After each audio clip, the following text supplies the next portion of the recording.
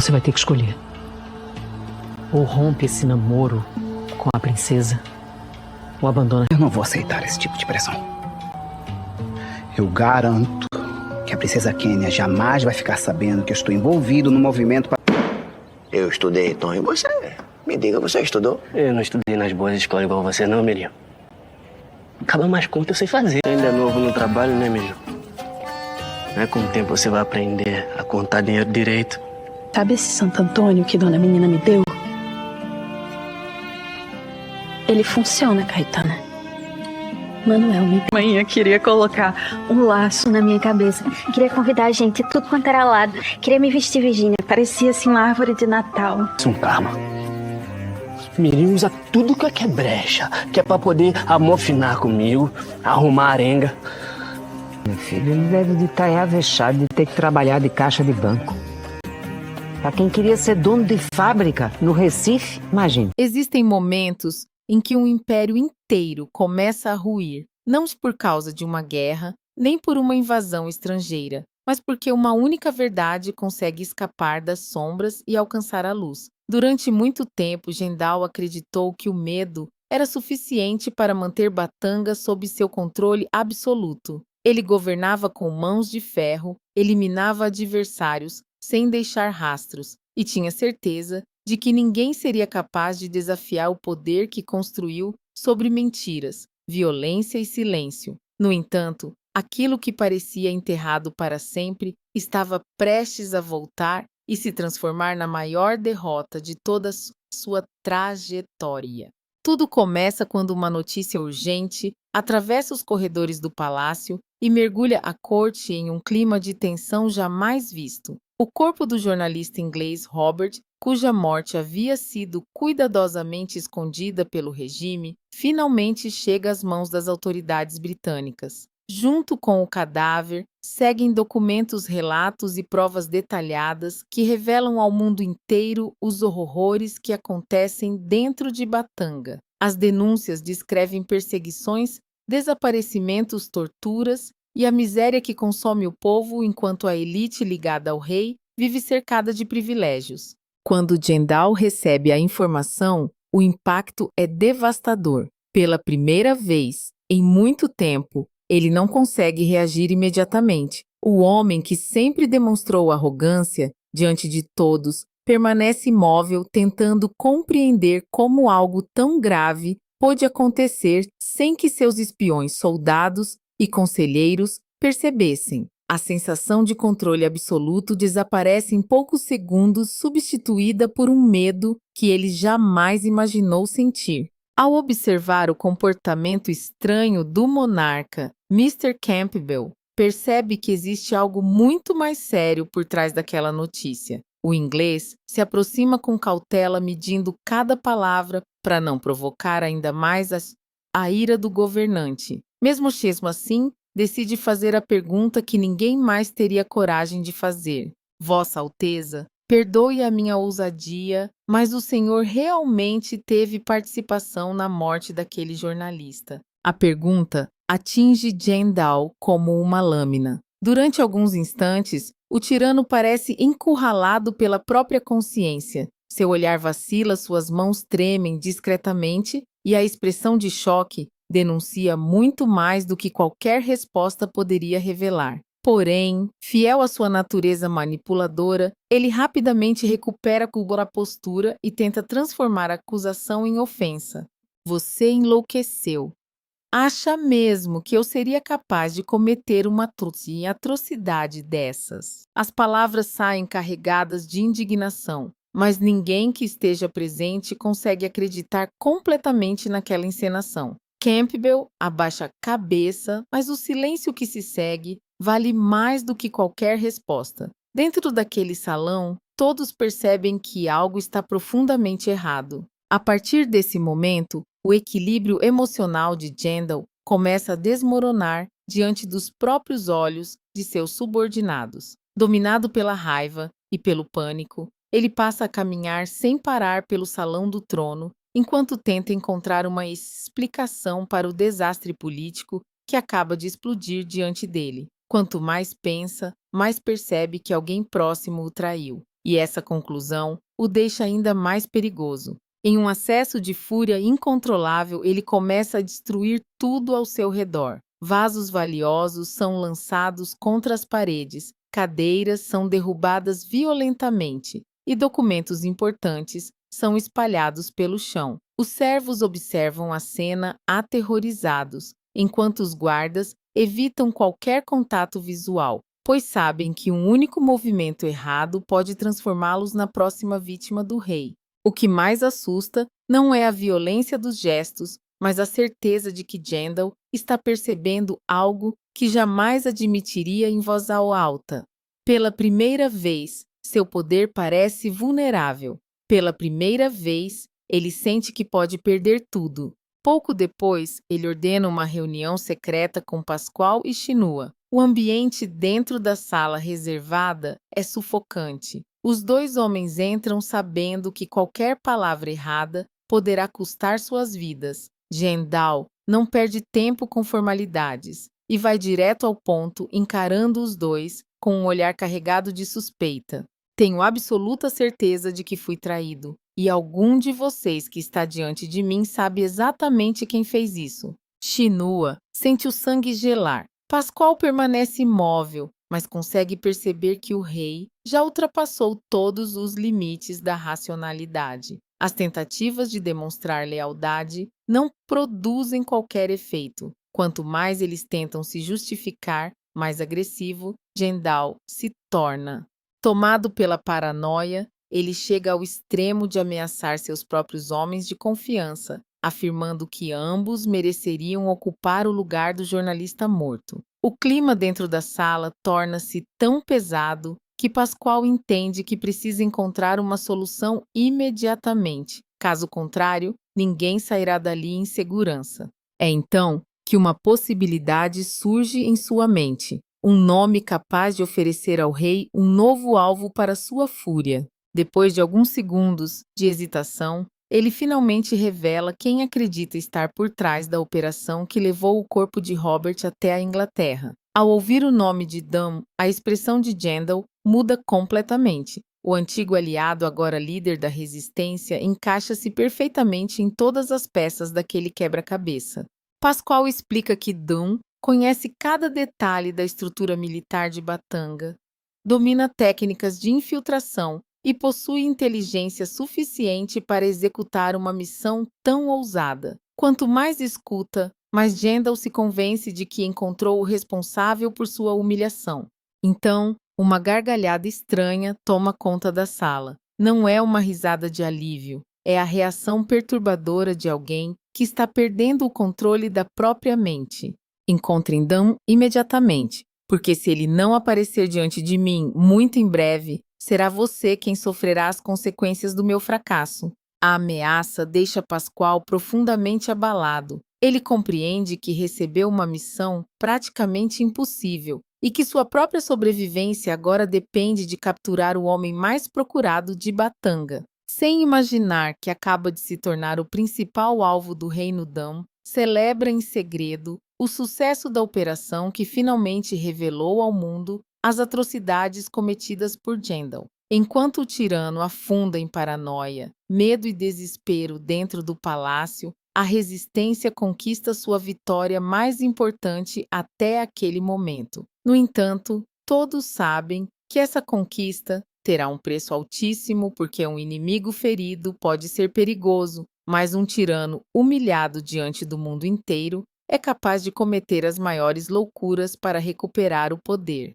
Enquanto a notícia da morte de Robert se espalha pelos jornais internacionais e transforma Jandal em alvo de desconfiança dentro e fora de Batanga, uma nova onda de tensão começa a tomar conta do reino. O escândalo já não pode ser escondido. Os aliados estrangeiros começam a fazer perguntas difíceis e, pela primeira vez, homens importantes da corte passam a questionar silenciosamente se vale a pena continuar ao lado de um governante cada vez mais instável. Mas se existe alguém que está sofrendo ainda mais com toda essa situação, esse alguém é Shinua. Depois da reunião explosiva com Jandal, o conselheiro deixa a sala carregando um peso enorme sobre os ombros. Ele sabe que Pascoal acertou em cheio ao apontar Dan como responsável pelo envio das provas para a Inglaterra. Afinal, boa parte daquela operação só foi possível graças à rede secreta de informações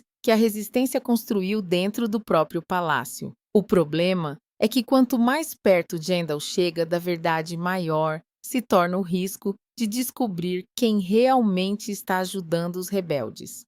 Shinua tenta manter a calma enquanto atravessa os corredores reais, mas sua expressão preocupada chama a atenção de uma pessoa muito observadora. Kenya já vinha acompanhando os acontecimentos dos últimos dias e percebeu que algo estranho estava acontecendo. A jovem princesa conhece o pai melhor do que qualquer pessoa e sabe reconhecer quando ele está furioso, mas o que ela viu naquele dia era diferente. Havia medo por trás da raiva de Jandal. Sem perder tempo, Kenya segue Shinua pelos corredores até encontrar um local afastado dos guardas e dos criados. Assim que surge diante dele, o conselheiro leva um susto. Ele tenta disfarçar o nervosismo, mas percebe imediatamente que aquela conversa não será simples. O que aconteceu, princesa? Eu realmente não tenho tempo para isso agora.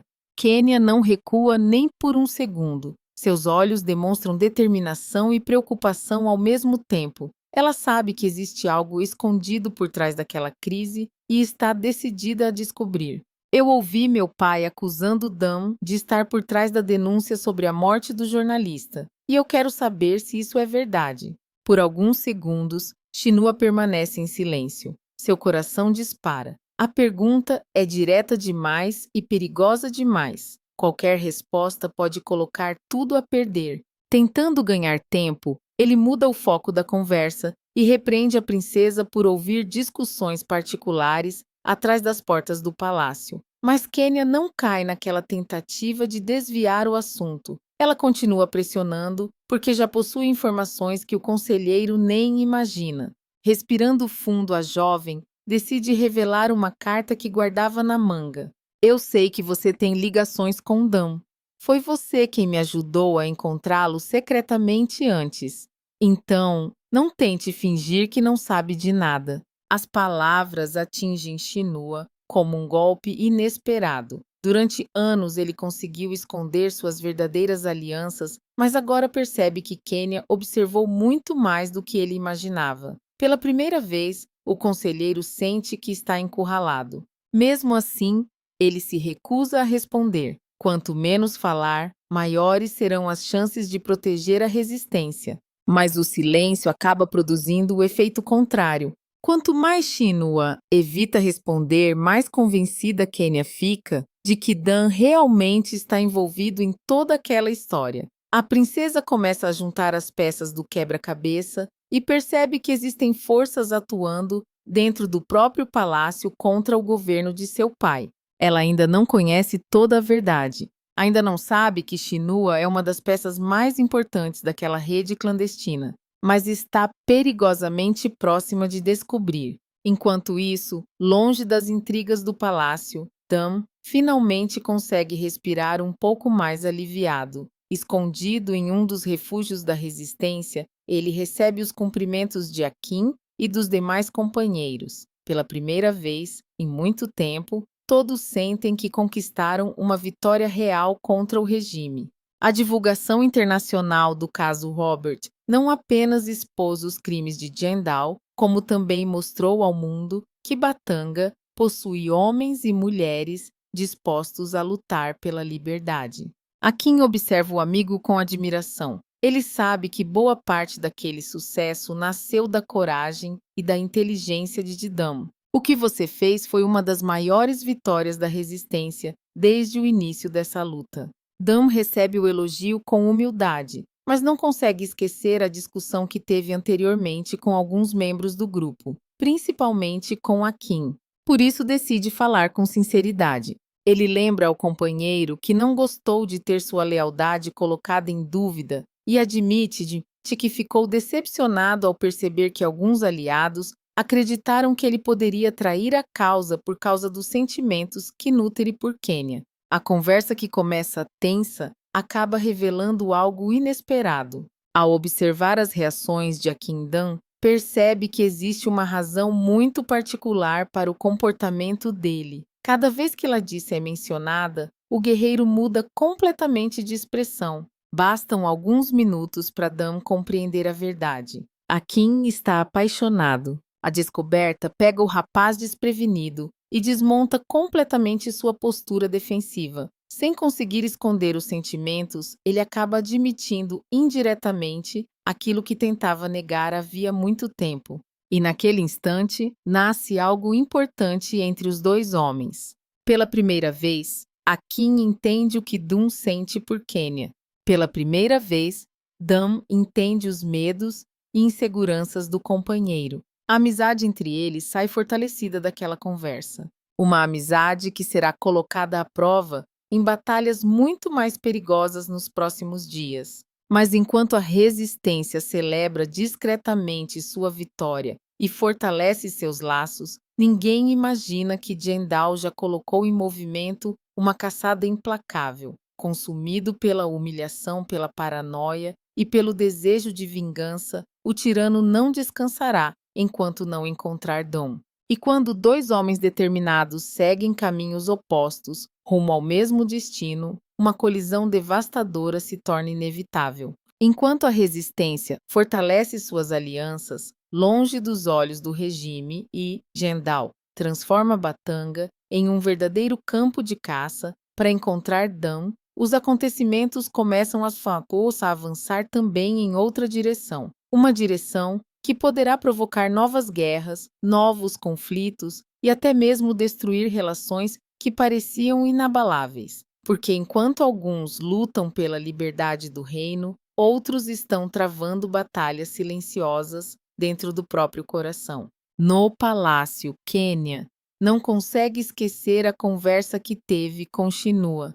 Quanto mais pensa nas respostas que não recebeu, mais cresce a certeza de que existe uma verdade muito maior escondida diante de seus olhos. O comportamento do conselheiro, os silêncios desconfortáveis, os olhares desviados e a preocupação constante, sempre que o nome de Dan é mencionado, começam a formar um quadro impossível de ignorar. Durante toda a sua vida, Kenya aprendeu a confiar nas pessoas escolhidas por seu pai. Aprendeu que a coroa era sinônimo de autoridade e que aqueles que serviam ao rei deveriam ser leais acima de qualquer suspeita. Mas agora, pela primeira vez, ela começa a perceber que a realidade é muito mais complexa do que imaginava.